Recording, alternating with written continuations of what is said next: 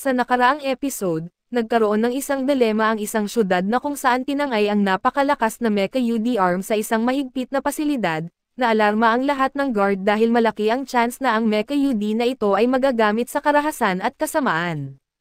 Subalit sa di inaasahan, isang ordinaryong lalaki ang nakakuha nito at nagkaroon sila ng fuse sa mismong mecha at ang problema ay hindi na pwedeng matanggal ang mismong mecha. Dala na rin sa nanghihina ito kapag napapalayo sa lalaki at dahil sa pangyayari, target na ang lalaki ngayon ng mga kalaban na gustong maagaw ang mismong mecha arm.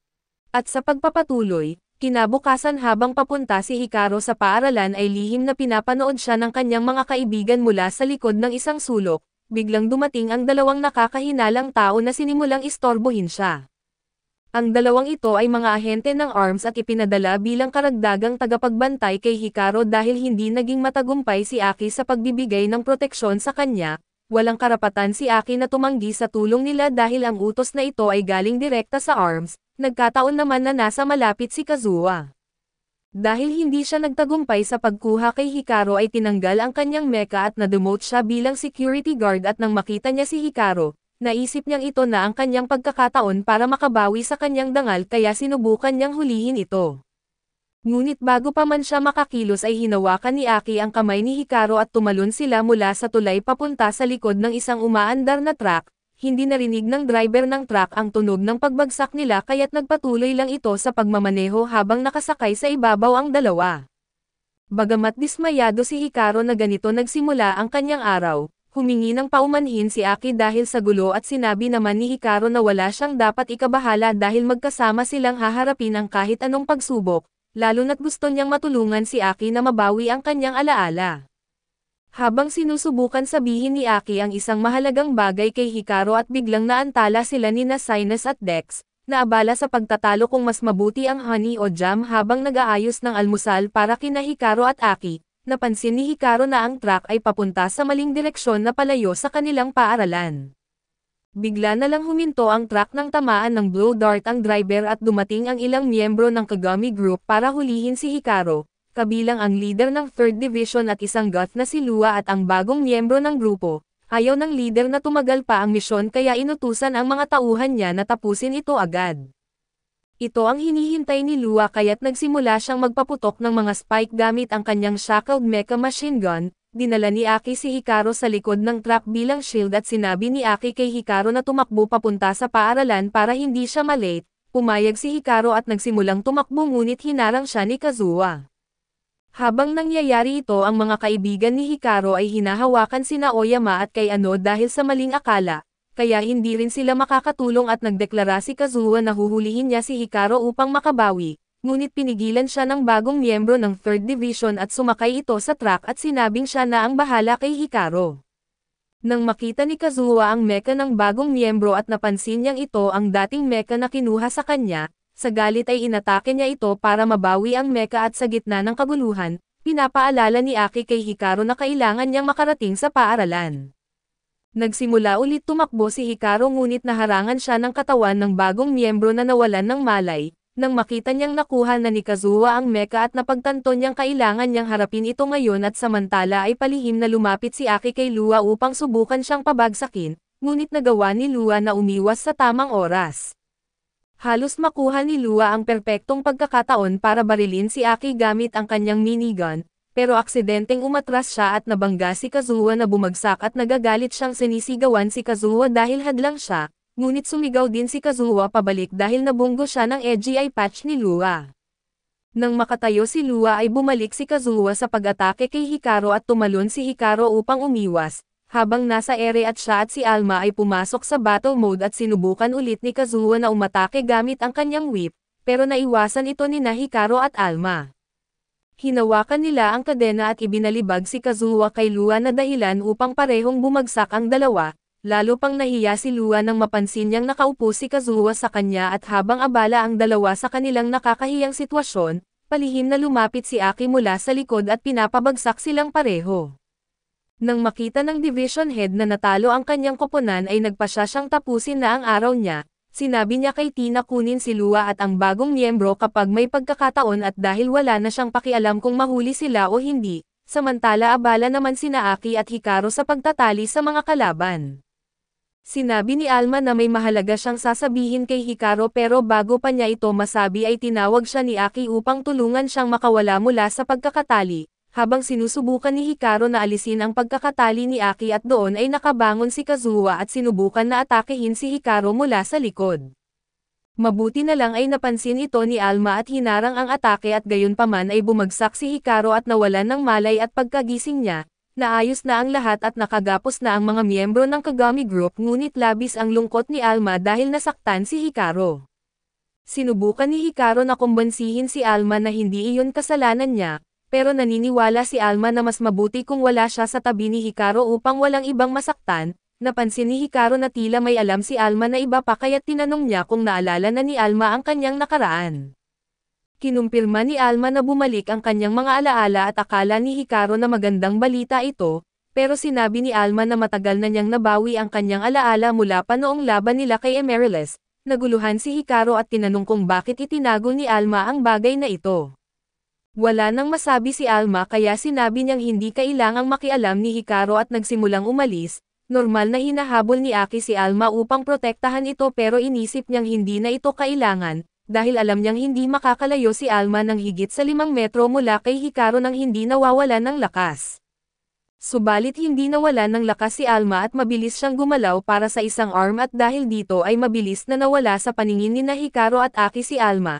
Sa ARMS headquarters ay ipinaliwanag ni Alice kay Hikaru na maaaring nabawi ni Alma ang kanyang alaala nang makipag-ugnayan siya kay Amaryllis. Sinabi rin ni Feast na dati nang may kakayahan si Alma na makabuo ng sarili niyang Arbitrium at malamang na bumalik na ito ngayon na bumalik ang kanyang mga alaala. Nagulat ang lahat sa narinig at nagtanong kung bakit hindi nila ito alam at ipinaliwanag ni Feast na itinago nila ito upang maiwasan ang muling pag-activate ng mga trauma ni Alma, na maaaring magdulot ng kanyang pagiging inactive. Ngayon ay kailangan nilang hanapin si Alma at sinabi ni Alice sa lahat na magmasid. Pero nang magboluntaryo si Hikaru na tumulong at binanggit ni Alice na hindi na siya kailangan dahil kaya na ni Alma ang sarili niya, napaisip si Hikaru sa sinabi ni Alice pero sumang-ayon si Ken na sinabing magandang balita ito dahil maaaring bumalik na si Hikaru sa kanyang normal na buhay. Ngunit tumanggi si Hikaru na tanggapin na maaari na lang siyang bumalik sa pagiging isang ordinaryong tao pagkatapos ng lahat ng pinagdaanan nila ni Alma. Dahil sa pagiging matatag ni Hikaru ay napilitan sina Alice at Feast na sabihin sa kanya ang buong katotohanan. Sa mundo ng Mecha UD halos naubos na ang supply ng Arbitrium ng planeta, kaya't nasa bingit ng pagkalipol ang lahat ng Mecha UD at samantala sina Alma, Feast at isa pang kasama ay naglakbay upang hanapin ang maalamat na Ordella, na sinasabing makakapagpanumbalik sa kanilang mundo kaso habang nasa paglalakbay lahat sila ay naging hindi aktibo dahil sa kakulangan ng enerhiya.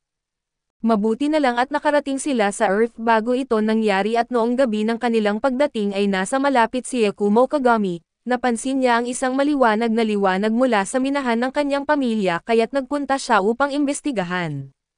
Doon niya natagpuan si Alma kaso biglang nagkaroon ng pagguho ng lupa na muntik nang ikinamatay ni Yakumo kung hindi siya nakipag-fuse kay Alma. Dahil sa pagsanib nila ay nakatakas sila sa oras at si Feast naman ay nakipag-fuse sa nakatatandang kapatid ni Yakumo na si Suiko, na may sakit na may kaugnayan sa Arbitrium. Pumayag si Suiko na sumali sa paghahanap sa Ordella para makahanap ng lunas at si Yakumo ay sumali rin dahil mukhang masaya ang ideya ng misyon. Nagsimula silang maghanap ng Ordella at nang matagpuan ito ay nagsagawa sila ng pananaliksik upang buhayin ito. Lumipas ang ilang araw ay dumating ang oras na nagbunga ang kanilang pagsisikap. Ngunit kinabahan si Yakumo sa plano dahil parang napakabilis ng lahat at naiintindihan ni Suiko ang pag-aalala ni Yakumo kaso tiniyak niya na normal ang lahat ng resulta ng kanilang pagsusuri, na walang dapat ikabahala ngunit sa araw ng pagbuhay sa Ordella ay nagkaroon ng malaking problema. Naging aktibo si Ordella kaso hindi ito mabait at agad nitong pinapabagsak sina Suiko at Feast at sinaktan si Yakumo. Si Alma na lang ang natira na hindi nasugatan na nagpanik si Alma dahil hindi niya alam kung ano ang gagawin laban sa isang napakalakas na kalaban. Kahit may malalang sugat sa ulo, pinapakalma ni Yakumo si Alma at sinabi niyang kakayanin nila ito nang magkasama at pumasok sila sa battle mode, ngunit mahirap mapalapit kay Ordella. Kinailangan nilang gumamit ng diskarte at hinahampas ni Yakumo ang lupa na dahilan upang magliparan ang mga tipak ng bato para ma-distract si Ordella. Habang abala ito ay lumapit sina Yakumo at Alma mula sa itaas at inatake ito ng isang suntok na muling nagselyo kay Ordela. Bagamat nagtagumpay sila ay malubha ang lagay ni Yakumo at tuluyang binawian ng buhay matapos ang laban, dahil sa pagkamatay ng kanyang kaibigan ay naging hindi aktibo si Alma at hindi na nagising muli hanggang sa makilala niya si Hikaru. Ngunit ngayon na naalala na niya ang kanyang nakaraan ay hindi niya matanggap ang posibilidad na si Hikaru ay masaktan o mamatay dahil sa kanya. Kaya't sinusubukan niyang lumayo ng husto at habang gumagapang si Alma papasok sa isang eskinita, aksidente siyang nakasalubong si Jun at agad na sinubukan ni Jun na makipag-fuse kay Alma, ngunit hindi ito gumana kahit anong pilit niya. Tinanggap ni Jun na baka hindi pa siya sapat para sa fusion at okay lang ito sa kanya sa ngayon at napansin niyang malungkot si Alma kaya tinanong niya kung ano ang nangyari. Samantala nasa gilid ng tulay si Hikaru at halatang malungkot din at bigla siyang nakatanggap ng tawag mula kay Jun. Pagkasagot niya narinig niya ang boses ni Alma. Sinimulan ni Alma ang usapan sa pamamagitan ng pagbanggit ng araw na unang nagkita sila ni Hikaru. Kahit hindi alam ni Hikaru kung sino o ano si Alma at pinili pa rin itong tulungan siya at alam ni Alma na mabait si Hikaru, pero hindi na niya kayang samantalahin ang kabutihan nito. Ngayon na kaya na niyang kumilos ng mag-isa at gusto niyang bumalik si Hikaru sa dati nitong buhay at mag-enjoy muli sa pagiging normal. Hindi maintindihan ni Hikaru kung bakit sinasabi ni Alma ang mga ito at sinubukan niyang kumbensihin si Alma na mali ang iniisip nito at nagpatuloy silang mag-usap. Nagdesisyon na si Alma at ibinaba ang tawag at plano niyang manatili muna kasama si Jun pero habang palabas si Jun ng eskinita, biglang dumating si Toto na halatang hindi siya nandito para makipag-usap ng maayos. Samantala sa tulay ay tahimik pa ring iniisip ni Hikaru ang kahulugan ng kanyang buhay nang biglang dumating si Aki. Tinanong siya ni Aki kung nakita na niya si Alma at sinabi ni Hikaru na wala nang saysay ang paghahanap dahil hindi na siya kailangan ni Alma, ngunit bago pa niya matapos ang sasabihin ay bigla siyang sinuntok ni Aki. Humingi ng paumanhin si Aki dahil malakas ang pagkakasuntok niya kahit sinubukan niyang maghinay-hinay, pero hindi niya kayang marinig na sinasabi ni Hikaru na wala nang saysay ang tulungan si Alma. Binanggit ni Aki na ang dahilan kung bakit ganito si Alma ay dahil binabagabag siya ng kanyang nakaraan. Alam ni Aki ang pakiramdam ng makulong sa mga alaala ng nakaraan kaya't alam niyang kailangan ni Alma ng kasama, kahit isipin pa ni Hikaru na hindi siya kailangan ni Alma at kailangan siya ni Aki kaya't hinikayat niya si Hikaru na tumulong sa kanya para ibalik si Alma. Napagtanto ni Hikaru na tama si Aki kaya pumayag siyang muling hanapin si Alma at bigla namang nakatanggap si Hikaru ng tawag mula sa ARMS HQ, na nagsasabing nahuli na si Alma ng Kagami Group at plano nilang gamitin siya upang buksan ang Ordela. Samantala iniisip ni Jun na nandito si Toto para dalhin siya pabalik sa kanilang tahanan, ngunit ayaw niyang sumama kaya't sinubukan niyang gamitin si Alma bilang isang baseball bat laban kay Toto, gayunpaman ay madaling nahuli ni Toto si Alma at sinelyuhan siya ng isang shackle upang mapigilan. Inutusan si Toto ng nakatatandang kapatid ni Jun kaya't humingi siya ng paumanhin pero kailangang dalhin niya ang dalawa pabalik sa Kagami HQ. Sinakay sila sa likod ng isang truck habang naglalakad sina Aki at Hikaru. Napansin ni Aki na napakabagal tumakbo ni Hikaru kaya't binuhat na lang niya ito sa balikat upang makatipid ng oras. Ngunit wala pa rin silang ideya kung saan matatagpuan si Alma at tumawag si Ken kay Aki at sinabi niyang may nahanap siyang tutulong sa kanila. Ilang segundo lang ay biglang bumagsak si Kajaro sa bubong at matapang na nagdeklara na narito siya upang tumulong sa paghahanap. Gayunpaman ay gusto lang talaga ni Ken na makauwi dahil sawa na siya na makarinig muli ng malakas na boses ni Kajaro. Pati si Hikaru ay hindi rin gusto ang sobrang lakas ng boses ni Kajaro na lalo na't halos marinig na sila ng mga Kagami Group Scouts sa ibaba. Sinubukan ni Aki na tawagan muli si Ken para magtanong kung may iba pang pwedeng tumulong kaso hindi niya ito makontak. Napagtanto ni Ken na nawalan siya ng access sa lahat ng signal. Maya-maya ay dumating si Kayano at ipinaalam na may malawakan na signal jamming sa lungsod na nakakaapekto sa kanilang komunikasyon. Kung gusto nilang mahanap si Alma ay kailangan nilang lumabas at maghanap ng personal. Walang impormasyon kung sino ang nasa likod nito ngunit sigurado si Alges na may kinalaman dito ang Kagami Group at nagdesisyon siyang makialam ng personal. Samantala ay dumating si Toto sa Kagami Ordela Research Lab dala si Alma at Jun. Tuwang-tuwa ang direktor ng Division 3 dahil maari na nilang ituloy ang susunod na bahagi ng plano. Pinuri niya si Jun sa pagkakahuli kay Alma ngunit habang dinadala ng isang assistant si Alma sa holding chamber, napansin ng direktor na nakabusaw si Jun at nagtanong siya tungkol dito ngunit sinabi ni Toto na nagkatuwaan lang sila, hindi na nagtangkang manghimasok ang direktor sa mga trip ni Jun at pinasalamatan na lang si Toto sa mahusay na trabaho. Inanyayahan niya si Toto na maupo sa harapan upang masaksihan ang pinakamahalagang pangyayari ng siglo. Walang ideya si Jun kung ano ang nakikita niya kaya't ipinaliwanag ng direktor na ang bagay na iyon ay ang Ordella Gate, isang portal patungo sa mundo ng mga Mecha UD.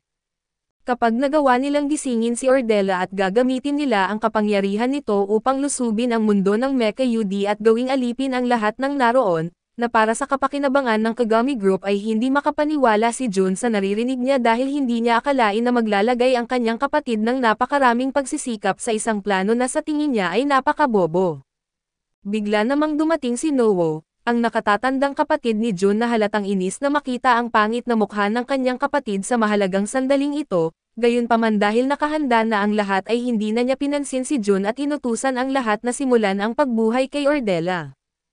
Habang nagsisimula ang proseso ng paggising kay Ordella at muling nagkamalay si Alma at agad siyang kinabahan nang makita si Ordella sa kanyang harapan, napagtanto niyang sinusubukan ng mga siyentipiko na gamitin siya upang sirain ang selyo ni Ordella. Sinubukan niyang kumbansihin sila na huwag gawin ito dahil napakadelikado ni Ordella upang pakakawalan, ngunit tiwala ang direktor na sa tulong ng mga teknolohiyang inimbento nila sa paglipas ng mga taon, kaya niyang kontrolin ang kapangyarihan ni Ordella. Sinabi pa ng direktor na kapag nasa ilalim na ng kontrol niya si Ordella at mabubuksan niya ang portal patungo sa mundo ng Mecha UD, handa rin siyang payagan si Alma na makita ang kanyang mga dating kaibigan doon, ngunit ikukulong niya ang lahat ng Mecha UD. Bagamat nais ni Alma na makita muli ang kanyang mundo ay may isang problema na hindi isang portal si Ordella, hindi niya maipaliwanag ng buo kaso sigurado siya na hindi si Ordella ang iniisip ng direktor. Nagmakaawa siya na itigil ang plano bago maging huli ang lahat. Hindi naniwala ang direktor sa mga sinabi ni Alma at inisip na nagbabluff lamang siya upang makakuha ng oras, kaya't sinimulan niya ang activation sequence at habang nagising si Ordella, nagsimulang mabigo ang containment field na dapat sana'y pipigil dito. Nababahala si Jun na maaaring makawala na ang bagay na ito at iniulat ng mga siyentipikong dapat magpanatili ng kontrol na patuloy na tumataas ang arbitrium levels ni Ordella, kaya hindi na nila ito kayang kontrolin ng mas matagal. Hindi nagtagal ay nagwala si Ordella at nagsimulang wasakin ang mga bagay sa paligid at nang makita ni Jun ang panganib, nakiusap siya kay Nowo na itigil ang lahat ngunit tumawa lamang si Nowo, sinabi niyang ito mismo ang nais niyang mangyari.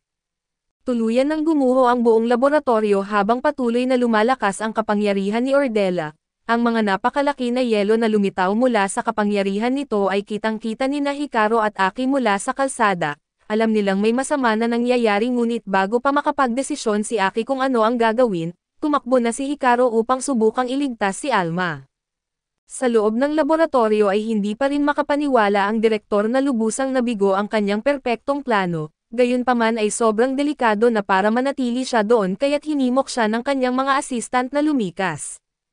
Samantala si Nowo ay nasa control room pa rin at tila walang pakialam kahit sa sarili niyang kaligtasan, ang mahalaga lamang sa kanya ay ang makamit ang kanyang layunin at bago pa tuluyang mawalan ng kontrol ang sitwasyon, dinala ni Toto si Jun sa isang ligtas na lugar upang matiyak na hindi siya masaktan. Nang magising si Jun agad niyang tinanong kung ano ang nangyayari at pumayag si Toto na sabihin ang sikreto, ngunit kailangan niyang tiyakin na handa si Jun na kumilos oras na malaman niya ang buong katotohanan. Samantala sa itaas ng bubong ay naghahanda na ang direktor na sumakay sa kanyang helicopter upang tumakas kasama si Alma, para hindi ito masaktan ngunit bago pa man niya magawa iyon ay sumigaw si Hikaru na palayain si Alma. Agad na nakilala ng direktor si Hikaru bilang dating may hawak kay Alma kaya't inutusan niya ang kanyang mga tauhan na hulihin si Hikaru. Dito napagtanto ni Hikaru na baka maling desisyon ang pumunta rito ng mag-isa at habang sinusubukan na hanapin ni Aki si Hikaru, malinaw na wala siyang sapat na lakas nang wala ito. Inutusan ng direktor ang kanyang mga tao na huwag nang pansinin si Hikaru at sumakay na sa helicopter. Ngunit biglang dumating si Ken upang suportahan si Hikaru at nagpasalamat si Hikaru sa tulong at hiniling kay Ken na abalahin ang mga tao ng direktor habang hinahanap niya si Aki. Gayunpaman wala ring karanasan sa pakikipaglaban si Ken kaya't hindi niya alam kung paano niya mapipigilan ang mga kalaban, Sinimulan ni Fort na putukan siya gamit ang kanyang machine gun pero sa milagrong paraan ay hindi tinamaan si Ken kahit isang beses, ngunit malinaw na wala siyang laban sa isang mecha user kaya kailangan niyang mag-isip ng mabilis kung ayaw niyang mamatay. Napansin niya ang isang shackled mecha UD malapit sa kanya kaya't ginamit niya ang isang device na ginawa niya upang alisin ang shackles nito, pinalaya niya ang mecha at nakipag-fuse dito at bagamat walang karanasan si Ken sa pakikipaglaban, dahil sa mecha ay nagkaroon siya ng sapat na lakas upang makipaglaban kahit sandali. Subalit dahil hindi niya na-train ang kanyang katawan upang suportahan ang mecha ay naubusan siya ng arbitrium makalipas ang ilang minuto at nawalan ng malay. Napilitan siyang muling tumakas para sa kanyang buhay at humingi ng paumanhin sa hindi niya nagawang tulungan ng mas maigi ang kanyang grupo. Kaso sinabi ni Aki na mahusay ang ginawa niya dahil nakapagbigay siya ng sapat na oras para makabalik siya kasama sina Hikaru at Ken, sa kasamaang palad ay naharangan si Aki ni Kazuha na nais ng rematch mula sa huli nilang laban, hindi niya pinayagan si Aki na makalampas ng hindi nakikipaglaban. Sa pagkakataong ito ay isinama ni Kazuha ang mecha sa mismong katawan niya kaya naniniwala siyang kaya na niyang talunin si Aki. Upang patunayan ang kanyang lakas ay tumayo lang si Aki at hinayaan siyang umatake at sa halip na gumamit ng armas tulad ni Sinus o Dex, hinuli niya ang whip ni Kazuha gamit ang kanyang mga kamay. Ipinapaalala ni Aki kay Kazuha na hindi ang mecha niya ang nagpapahina sa kanya kundi ang kakulangan niya sa kasanayan at lakas. Hanggat hindi niya natutunan ang tanggapin ang kanyang kahinaan at lumago mula rito, hindi niya kailanman matatalo si Aki. Tumanggi si Kazuha na tanggapin na mas mahina siya kaya't muling sumugod ngunit sa pagkakataong ito, nawalan na ng pasensya si Aki sa pagpapakita ng kanyang kahusayan kaya agad niyang pinapabagsak si Kazuha. Ngayong tapos na siya kay Kazuha ay nais niyang habulin sina Hikaru at Ken. Ngunit bago siya makaalis ay biglang dumating si Namba upang harangin siya at sinabi ni Namba na gusto lang niyang makipag-usap ng kaunti, subalit wala sa mood si Aki para makipag-usap kaya agad niyang sinubukan na mapabagsak si Namba, kaso tila hindi biro ang pagiging kampante ni Namba.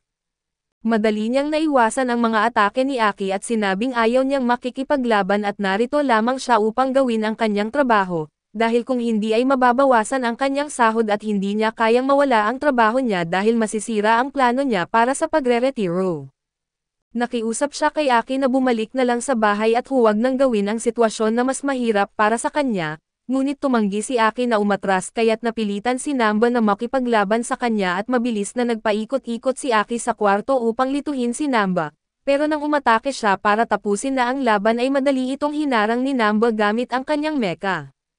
Sinabi niyang hindi dapat pinaglalaroan ng mga bata ang makapangyarihang mecha tulad ng gamit ni Aki. Inamin niyang magaling si Aki pero oras na para turuan siya ng leksyon para hindi na siya makialam sa mga matatanda. Hinugot niya ang kanyang sword mecha at nagsimula silang magpalitan ng atake. Sa kabila ng karanasan ni Namba ay mahusay pa rin ang ipinapakita ni Aki sa laban at samantala ay bumagsak mula sa taas sina Hikaru at Ken sa harap ni Nakayano at ng direktor. Nakita ng direktor na unti-unti nang nawawala ang kontrol niya sa sitwasyon, kaya't nagmadali siyang sumakay sa helicopter upang tumakas.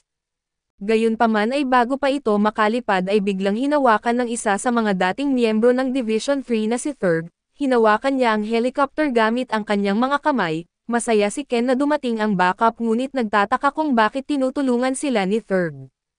Ipinaliwanag ni Kayano na may crush sa kanya si Thurg kaya ginagawa nito ang lahat upang makuha ang atensyon niya, habang pinipigilan ni Thurg ang helicopter at sinabi ni Kayano na siya na ang bahala sa direktor para malaya sina Hikaru at Ken na sumakay at iligtas si Alma. Handang gawin ito ni Hikaru ngunit nakalimutan nilang si Fort ay nasa helicopter pa rin, sinimulan ni Fort ang pag-atake sa lahat gamit ang kanyang machine gun at sa malas ay natatamaan niya ang ilang barilis ng langis, na nagdulot ng malakas na pagsabog. Ang lakas ng pagsabog ay nagpalipad kina Hikaru at Ken diretso kina Fort at sa direktor na dahilan upang mawalan ng malay ang lahat. Narinig ni Namba at Aki ang pagsabog mula sa kabilang bahagi ng gusali at napagtanto ni Namba na sapat na ang nagawa niya para sa ulat sa trabaho, kaya't sinabi niyang aalis na siya at wala na siyang dapat ipag-alala sa kanya. Samantala sa loob ng helicopter si Hikaru ang unang nagkamalay at maya-maya ay nagising din ang direktor na galit sa mga bata na humahadlang sa kanya. Kinuha niya ang baril ni Fort upang personal na harapin si Hikaru at habang wala pa sa malay si Ken, walang magawa si Hikaru dahil wala siyang mecha upang labanan ang putok ng baril. Sa kabutihang palad ay nagigising pa si Kajaro kaya't naisip ni Hikaru ang isang mapanganib ngunit epektibong plano. Tumayo siya sa linya ng apoy upang kunin ang atensyon ng direktor at habang si Kajaro ay palihim na lumapit mula sa likuran at sinimulang kalmutin ang mukha ng direktor. Ito ang nagbigay ng sapat na oras kay Hikaru upang makalapit kay Alma bagamat wala pa sa malay si Alma. Naitali ni Hikaru ang kanyang kamay kay Alma at pinabagsak ang direktor gamit ang isang suntok. Nagising si Alma matapos ang ilang sandali at nakita si Hikaru na sugatan. Nagsimula siyang magpanik at sinisisi ang sarili para sa kaguluhan na ito at sinabi niya kay Hikaru na hindi na niya kailangang iligtas siya dahil wala na ito sa responsibilidad ni Hikaru. Ayon kay Alma ay kasalanan niya ang paggising kay Ordela kaya tungkulin niyang ayusin ito ng mag-isa, upang walang ibang masaktan tulad ng nangyari kay Yakumo. Inaalala ni Alma na binalaan na siya ni Yakumo na may mali pero masyado siyang nasabik sa tagumpay kaya hindi niya ito pinansin. Nauwi ito sa pagkamatay ni Yakumo at ayaw niyang mangyari iyon kay Hikaru at sinubukan niyang pigilan si Hikaru na sumama. Ngunit sinabi ni Hikaru na kahit hindi sumama si Alma ay lalaban pa rin siya kay Ordela kahit na posible siyang mamatay. Sa huli napilitang sumama si Alma at sinabi niyang gagawin nila ito ng magkasama. Naniniwala si Hikaru na magiging maayos ang lahat basta magkasama sila.